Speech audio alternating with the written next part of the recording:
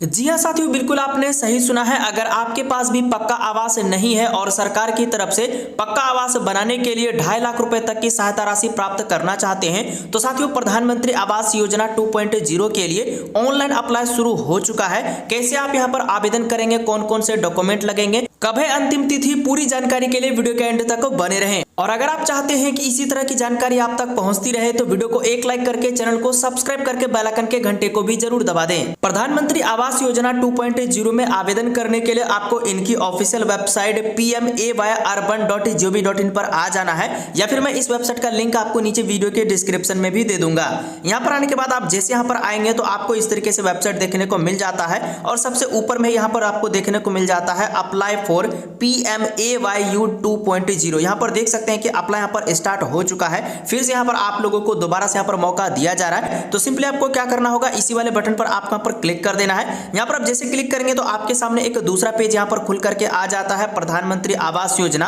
Urban 2.0 वाला। और अभी के टाइम पर वेबसाइट कुछ अलग तरीके से खुल रहा है। तो आपको क्या करना होगा, आवेदन करने के लिए स्क्रॉल डाउन करके आपको यहाँ पर नीचे आना है। इस तरीके से आप यहाँ पर नीचे आएंगे, आपको यहाँ पर देखने को मिल जाता है PMAYU 2.0 ऑनलाइन एप्लीकेशन ओपन। इस तरीके से हाईलाइट करके देखने को मिलेगा। तो आपको क्या करना होगा, इसी वाले ऑप्शन पर आपको सिंपली एक बार क्लिक कर देना है। यहाँ पर आप जैसे क्लिक करेंगे तो अब आप यहाँ पर अप्लाई वाले पेज पर चले आएंगे। यहाँ पर आपको सबसे पहले इंस्ट्रक्शन यहाँ पर यूजर दिया गया, आप इनको रीड करके पढ़ना चाहे तो पढ़ सकते हैं, क्योंकि इस योजना के तहत यहाँ पर कई कैटेगरी के तहत यहाँ पर अलग अलग राशि दी जाती है। तो अगर आप इनको रीड करके पढ़ना चाहे तो पढ़ सकते हैं। यहाँ पर आपको हिंदी इंग्लिश दोनों ही लैंग्वेज में आपको देखने को मिल जाता है। देन आपको यहाँ पर नीचे क्या करना होगा, क्लिक टू प्रोसीड, इस वाले बटन पर आपको क्लिक कर देना है। अब आपके सामने यहाँ पर डॉक्यूमेंट्स का डिटेल देखने को मिल जाता है, यानी कि आवेदन करने के लिए आपके पास कौन कौन से डॉक्यूमेंट मौजूद होने चाहिए। तो यहाँ पर आपको टोटल 5 तरह का यहाँ पर डॉक्यूमेंट लगता है। यहाँ पर आपको हिंदी इंग्लिश दोनों ही भाषाओं में आपको यहाँ पर देखने को मिल जाता है। तो यहाँ पर देखिए आवेदक का आधार यहाँ पर विवरण, जैसे कि आधार संख्या, आधार के अनुसार नाम जन्म तिथि होनी चाहिए। बाकी यहाँ पर परिवार के सदस्यों का आधार विवरण, जैसे कि आधार संख्या, आधार के अनुसार नाम जन्म तिथि, ये सब आपको अप्लाई करते समय लगेंगे। इसके साथ साथ यहाँ पर आपको आवेदन का सक्रिय बैंक खाते का विवरण, यानी कि आपका बैंक खाता यहाँ पर चालू वाला होना चाहिए, जो कि आपका खाता संख्या, बैंक का नाम, शाखा और IFSC कोड यहाँ पर आपको अप्लाई करते समय लगेंगे। और जो भी आप यहाँ पर बैंक अकाउंट देंगे वो यहाँ पर आधार से जुड़ा हुआ होना चाहिए, लिंक होना चाहिए। साथ ही यहाँ पर आपको आय प्रमाण पत्र भी लगेगा, जो कि आप यहाँ पर 100 KB का PDF फाइल में यहाँ पर अपलोड करेंगे। इसके अलावा आप यहाँ पर भूमि का दस्तावेज, यानी कि जहां पर आप आवास का निर्माण करेंगे उनका यहाँ पर भूमि का दस्तावेज होना चाहिए, तो वो भी यहाँ पर आपको लगने वाला है। आप उस भूमि से रिलेटेड कोई भी डॉक्यूमेंट दे सकते हैं, जिसको आपको यहाँ पर PDF में अपलोड करना होगा। ये सब डॉक्यूमेंट आपके पास मौजूद है। तो आप यहाँ पर स्क्रॉल डाउन करके नीचे आएंगे और आपको यहाँ पर नीचे प्रोसीड का बटन मिलता है। इस प्रोसीड वाले बटन पर आपको क्लिक कर देना है। अब आपके सामने यहाँ पर एलिजिबिलिटी चेक करने के लिए बोला जाता है, यानी कि क्या आप इस योजना के लिए पात्र है या फिर नहीं है, पहले ही आप यहाँ पर चेक कर लीजिए। तो सबसे पहले यहाँ पर आपको अपना स्टेट बताना है कि आपका यहाँ पर कौन सा राज्य है। तो जो भी यहाँ पर आपका राज्य होगा आप अपना यहाँ पर राज्य को सिलेक्ट करेंगे। मैं यहाँ पर एग्जाम्पल के तौर पर यहाँ पर मध्य प्रदेश को सिलेक्ट कर लेता हूँ। उसके बाद यहाँ पर आपको देखिए हाउस होल्ड एनुअल इनकम, यानी कि आपकी एनुअल इनकम यहाँ पर कितनी है, आप अपना यहाँ पर एनुअल इनकम यहाँ पर टाइप करेंगे। देन उसके बाद यहाँ पर आपको देखिए पूछा जा रहा है कि आप किस कैटेगरी के तहत आप यह वाला आवेदन कर रहे हैं, कि आप किस वाले स्कीम के तहत आप आवेदन करना चाहते हैं। अगर आप यहाँ पर मैदानी क्षेत्र के अंतर्गत आते हैं तो आपको पहले वाले ऑप्शन पर आपको सिलेक्ट करना है, यानी कि BLC। उसके बाद आपसे पूछा जा रहा है कि भारत में कहीं पर भी आपका पक्का आवास है, अगर है तो यस करिए, नहीं तो आपको नो वाले ऑप्शन पर आपको सिलेक्ट करना है। देन उसके बाद यहाँ पर आपसे पूछा जा रहा है क्या आपने पिछले 20 सालों में हाउसिंग स्कीम का सेंट्रल या फिर स्टेट गवर्नमेंट के तहत लाभ लिया है, अगर लिया है तो यस करेंगे, नहीं तो आपको नो वाले ऑप्शन पर आपका पर सिलेक्ट करना है। देन यहाँ पर आपको ऑप्शन देखने को मिलता है एलिजिबिलिटी चेक, तो आपको इसी वाले बटन पर आपको क्लिक कर देना है। उसके बाद आपको यहाँ पर आधार ऑथेंटिकेशन करना होगा, जिसके लिए आप यहाँ पर नीचे आएंगे तो यहाँ पर आपको अपना आधार नंबर एंटर करना है। देन उसके बाद जैसा भी नेम आपके आधार कार्ड में दिया गया है सेम वैसा ही नेम आप यहाँ पर एंटर करेंगे। उसके बाद आप यहाँ पर इनको रीड करके पढ़ना चाहे तो पढ़ सकते हैं। देन उसके बाद आपको यहाँ पर स्क्रॉल डाउन करके नीचे आना है, इस वाले बटन पर आपको यहाँ पर टिक करना है। देन उसके बाद यहाँ पर आपको जनरेट OTP, इस वाले बटन पर आपको क्लिक कर देना है। उसके बाद आपके आधार रजिस्टर मोबाइल नंबर पर OTP सेंड किया जाता है, उस वाले OTP को आपको इस वाले बॉक्स में एंटर करना है। उसके बाद आपको सबमिट वाले बटन पर आपको क्लिक कर देना है। उसके बाद आपके सामने कुछ इस तरीके से यहाँ पर फॉर्म खुल करके आ जाता है और यहाँ पर आपका कुछ डिटेल पहले से ही दिया हुआ रहेगा, जैसे कि आपका नाम, आधार संख्या। देन उसके बाद यहाँ पर आपको पैन कार्ड का नंबर पूछा जा रहा है, आप देना चाहे तो दे सकते हैं, नहीं तो आप इस वाले ऑप्शन को छोड़ सकते हैं। देन उसके बाद जो भी आपका डेट ऑफ बर्थ होगा सही वाला, वह वाला डेट ऑफ बर्थ आप यहाँ पर एंटर करेंगे। उसके बाद यहाँ पर आपको एक चालू वाला मोबाइल नंबर दे देना है। आप ईमेल आईडी देना चाहे तो दे सकते हैं, नहीं तो इस वाले ऑप्शन को छोड़ सकते हैं। देन उसके बाद यहाँ पर आपको जेंडर बताना है कि मेल है कि फीमेल। उसके बाद यहाँ पर आपको अपना मैरिटल स्टेटस बताना है कि आप मैरिड या फिर अनमैरिड।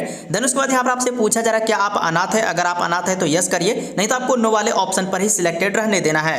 देन उसके बाद यहाँ पर आपको फादर एंड मदर्स का डिटेल देना है, जैसे कि यहाँ पर जो भी फादर्स का नेम होगा, फादर्स का नेम आप यहाँ पर एंटर करेंगे। उनका क्या आधार नंबर है, आधार नंबर आप यहाँ पर एंटर करेंगे। इसी प्रकार आप यहाँ पर मदर्स का नेम एंटर करना है। देन उसके बाद यहाँ पर आपको मदर्स का आधार नंबर एंटर कर देना है। उसके बाद यहाँ पर आपसे एम्प्लॉयमेंट का स्टेटस पूछा जा रहा है, यानी कि आप क्या करते हैं, यानी कि आप सैलरीड है, सेल्फ एम्प्लॉयमेंट है या आप लेबर का काम करते हैं, तो वो आप यहाँ पर सिलेक्ट करेंगे। उसके बाद यहाँ पर आपको अपना ऑक्यूपेशन बताना है कि आप किस तरह का काम करते हैं। उसके बाद यहाँ पर आपको अपना रिलीजन यानी कि धर्म सिलेक्ट करना है। उसके बाद यहाँ पर आपको कैटेगरी देखने को मिल जाता है, जो भी आपकी कास्ट कैटेगरी होगी वो आप यहाँ पर सिलेक्ट करेंगे। उसके बाद यहाँ पर आपको एजुकेशन क्वालिफिकेशन का डिटेल देना है, आप कहाँ तक पढ़े लिखे हैं। यहाँ पर अगर आप इस कैटेगरी के अंतर्गत आते हैं तो आपको यस करना है, नहीं तो आपको नो वाले ऑप्शन पर आपको सिलेक्ट करना है। देन उसके बाद सेव एंड कंटिन्यू वाले बटन पर आपको क्लिक कर देना है। अगले स्टेप में आपसे यहाँ पर फैमिली मेंबर का डिटेल मांगा जाता है, तो आपके फैमिली मेंबर में जितने भी मेंबर होंगे उनका आप यहाँ पर एक एक करके डिटेल यहाँ पर एंटर करना है, जैसे कि उनका क्या नाम है, उनका नाम आप यहाँ पर एंटर करेंगे, उनका डेट ऑफ बर्थ आप यहाँ पर एंटर करेंगे। देन उसके बाद यहाँ पर आपका उनसे क्या रिलेशन है, रिलेशन आप यहाँ पर बताएंगे।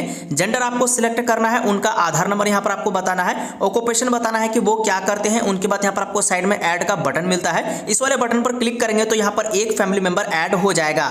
इसी तरीके से आपको एक एक करके सभी फैमिली मेंबर का डिटेल यहाँ पर ऐड करना है। देन उसके बाद यहाँ पर आपको नीचे सेव एंड कंटिन्यू इस वाले बटन पर आपको क्लिक कर देना है। अगले स्टेप में आपको यहाँ पर हाउस होल्ड का डिटेल देना है। सबसे पहले यहाँ पर आपको हाउस होल्ड की कैटेगरी देखने को मिल जाती है, जैसे यहाँ पर आपने आवेदन किया था तो जो भी आपने सिलेक्ट किया हुआ रहेगा वहां पर आपको देखने को मिल जाता है, यानी कि आप यहाँ पर 3 कैटेगरी के तहत यहाँ पर आवेदन कर सकते हैं। तो मैं यहाँ पर जो आवेदन फॉर्म भर रहा हूँ यहाँ पर EWS कैटेगरी के अंदर मैं यहाँ पर आवेदन कर रहा हूँ, तो वो आपको पहले से ही देखने को मिलेगा। उसके बाद जो भी आपने यहाँ पर वार्षिक इनकम बताया था वो आपको देखने को मिलेगा। बस आपको यहाँ पर अपना इनकम सर्टिफिकेट यानी कि आय प्रमाण पत्र को अपलोड करना होगा। अपलोड करने के लिए चूज फाइल वाले ऑप्शन पर क्लिक करके आप यहाँ पर इनकम सर्टिफिकेट को अपलोड कर देंगे। उसके बाद आपसे पूछा जा रहा है कि आप इस शहर में कितने सालों से रह रहे हैं, तो वो आप यहाँ पर सिलेक्ट करेंगे। 1 साल, 2 साल, 5 साल, 10 साल जो भी होगा आप यहाँ पर सिलेक्ट कर लेंगे। उसके बाद यहाँ पर आपसे पूछा जा रहा है कि यानी कि हाउस का ओनरशिप यानी कि आप जहां पर आ रहे हैं वो खुद का है, रेंटल है या फिर खुद का नहीं है, तो वो आप यहाँ पर बताएंगे। उसके बाद यहाँ पर आपको नीचे सेव एंड कंटिन्यू का बटन मिलता है, इस वाले बटन पर आपको क्लिक कर देना है। उसके बाद यहाँ पर आपको अपना एड्रेस का डिटेल देना है। यहाँ पर आपको एड्रेस 3 तरीके से यहाँ पर आपको देना होगा। सबसे पहले जो भी आपका प्रेजेंट एड्रेस है यानी कि वर्तमान पता जहां पर आप रह रहे हैं वो आप यहाँ पर एड्रेस फिलअप करेंगे।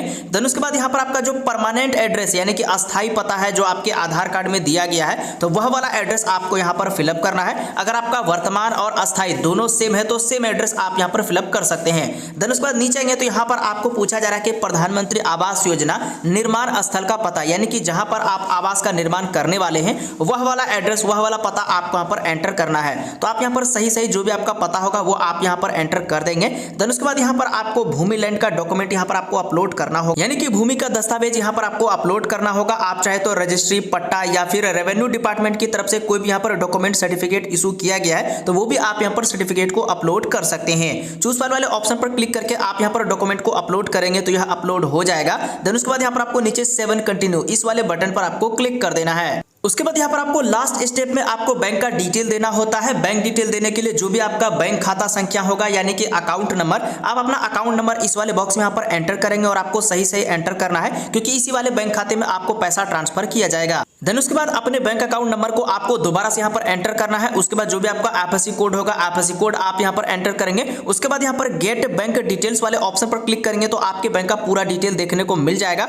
उनके बाद सेव करेंगे। देन उसके बाद यहाँ पर आपसे पूछा जा रहा है कि आपने इन सब योजनाओं में से किसी एक भी योजना का लाभ लिया है तो आपको यस करना है, नहीं तो आपको नो वाले ऑप्शन पर आपको सिलेक्ट कर देना है। अगर आपने लिया है तो यस कर दीजिए, कोई भी दिक्कत नहीं है। उनके बाद यहाँ पर आपको 2 यहाँ पर सेल्फ डिक्लेरेशन देखने को मिल जाता है। इन दोनों वाले ऑप्शन में आपको यहाँ पर जो टिक कर देना है। उसके बाद यहाँ पर आपको ऑप्शन देखने को मिलता है फाइनल सेव। जैसे आप यहाँ पर फाइनल सेव करेंगे तो आपको एक एप्लीकेशन नंबर मिल जाता है और ये वाला फॉर्म प्रधानमंत्री आवास योजना के जो टीम होंगे उनका यहाँ पर फॉरवर्ड हो जाता है। देन उसके बाद यहाँ पर आपको कुछ दिनों के बाद इनकी टीम आपके घर पर वेरिफिकेशन करती है, यानी कि फील्ड वेरिफिकेशन होता है, आपके डॉक्यूमेंट की जांच की जाती है। अगर आप इस योजना के पात्र होते हैं आपके फॉर्म को अप्रूव कर दिया जाता है। उसके बाद यहाँ पर इनका एक फाइनल सूची जारी किया जाता है। अगर आपका नाम सूची में आ जाता है तो फिर सरकार की तरफ से आपके बैंक खाते में इस योजना के तहत जो भी राशि होगी वो आपके बैंक खाते में ट्रांसफर कर दी जाती है। अगर दोस्तों इस योजना की अंतिम तिथि की बात करें तो यहाँ पर देख सकते हैं MP माई GOV की तरफ से यहाँ पर ट्वीट करके जानकारी दी गई है। तो यहाँ पर देख सकते हैं बताया गया प्रधानमंत्री आवास योजना शहरी 2.0 के लिए यहाँ पर आवेदन हो रहा है और यहाँ पर यह जो अभियान है 1 अगस्त से ही शुरू हो गया था